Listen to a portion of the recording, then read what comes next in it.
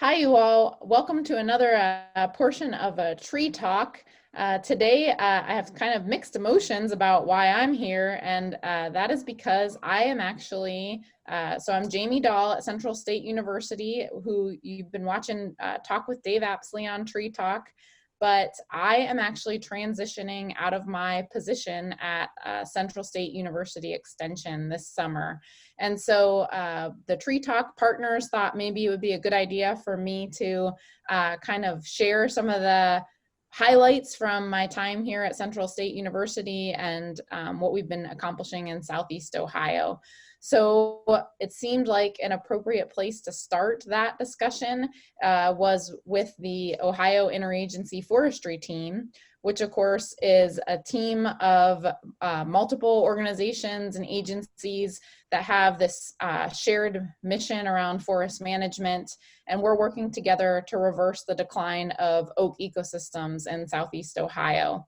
So it's really about shared stewardship and work across boundaries, and a big role that I've served along with Dave Apsley is the cooperative extension piece and how to better connect with woodland owners about our oak ecosystems. And this team also guided many of the other things that I focused my energy on in my 2 years in this position. And that includes things like the Women Owning Woodlands group, youth education, some work on land legacy and oak.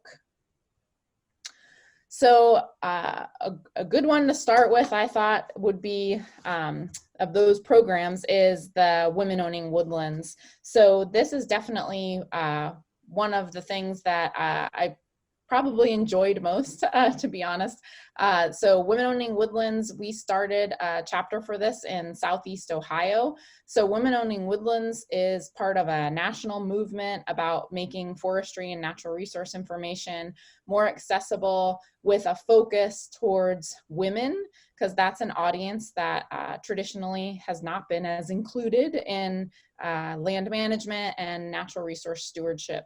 And so this group, some of the key partners are there, and their logos are included as well. But in Southeast Ohio, I'm confident that this group is going to continue to do awesome things, and I plan to stay engaged with them.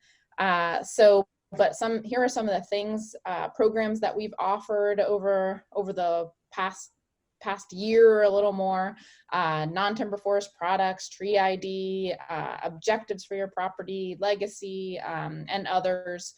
And there are some fun photos, but this group really, we focus on peer-to-peer learning. And so that's really part of the richness of it, is just getting women together to increase folks' comfort in asking questions and their confidence in moving forward with woodland stewardship. And an important piece of this is they're not all women who even own land. Some of them might be interested in owning land someday. Some of them are just enthusiastic about natural resources, or perhaps are professionals who are looking to it for some enrichment. And this slide, one of the things that was most important about Women Owning Woodlands for me is it also allowed for important connections and support with other female professionals. Certainly in forestry and natural resources, women are still in the minority, and it's nice to have that support network. So that was a major plus for myself and a lot of the partners. So if that is something that you're interested in, please do feel free to contact. I have Danny Gill up there for Southeast, and then we also were successful in starting a Northeast chapter. That's thanks to Jessica Miller, and the contact is there. If you're interested in learning more about this, because we'd love to see more of this happening across Ohio, we just recently did a talk with the Environmental Professionals Network at Ohio State University. So if you go check out EPN at Ohio State University, you can actually watch a recording and learn more about Women Owning Woodlands in Ohio. So a theme, I think, that definitely is a backdrop to some of my work here in Ohio. I'm very passionate about the importance of increasing diversity and inclusion in the natural resource profession. And so I think this position really afforded some awesome opportunities to focus on some of those underserved groups, such as Southeast Ohio and Appalachia, women, woodland owners, and women interested in stewardship, and then youth audiences. And this really fit very well with Central State University's mission and focus. Central State being an 1890s institution and a historically Black college remains focused on paying attention to who is and isn't included, and trying to focus on some of those groups that maybe haven't had as much access to some of this information in the past. And then something else that I was able to do was do some work educating other professionals on best practices related to diversity and inclusion. So those were definitely also some memorable programs. And then youth programming is something that I'm very passionate about, and really feel like hopefully most natural resource professionals are passionate about that. But some photos here of some of the youth programming that I've been involved in. The kind of 4-quadrant photo, that's actually from our Family Day in the Woods. So that is part of the A Day in the Woods series that Ohio State and Dave Apsley lead up, but there's tons and tons of partners with that. And that is an event that started before I came, but that I've been involved with. And we will actually be doing a virtual one in September, which I'm still going to help with. But due to coronavirus, we're planning to do some virtual events throughout September. So that's something to watch for. And if you're interested in helping, just reach out to us through the Southeast Ohio Woods site and let us know. So then another really big highlight for me is Project Learning Tree. So I've been able to participate in Project Learning Tree in really most of my career. All the positions I've been in have made this a priority. And so I actually did some work in Ohio here for Project Learning Tree, both when I worked at Ohio University and then now when I worked for Central State University. So here are some photos from one of the programs we did up in the Yellow Springs area at a place called Agraria. But just wanted to really give a plug for how awesome Project Learning Tree is in terms of making environmental education more accessible for youth and educators and natural resource professionals. So if you haven't checked out some of the latest resources with Project Learning Tree, here's your Ohio contact for that, Sue Wintering, who is the coordinator for Ohio. And then of course, there's all kinds of wonderful materials on the national website. And you see some of the key partners with Project Learning Tree Ohio that are listed there, and that's housed within Ohio Department of Natural Resources Division of Forestry. And then one other project that was part of my forest outreach work was partnerships with the McIntire-Stennis research program at Central State University. So this is McIntire-Stennis's forestry focused funding to help continue to promote research in forestry and to keep it connected to other disciplines. And so this study focused on basically optimizing like the simultaneous use of oil and gas while still keeping in mind conservation of forest health and agricultural production. This is an ongoing study. And I think results, some preliminary results are available, but it still will continue for the next year or so. But that's some work coming out of the International Center for Water Resources at Central State University, and there'll continue to be some good products coming from that work.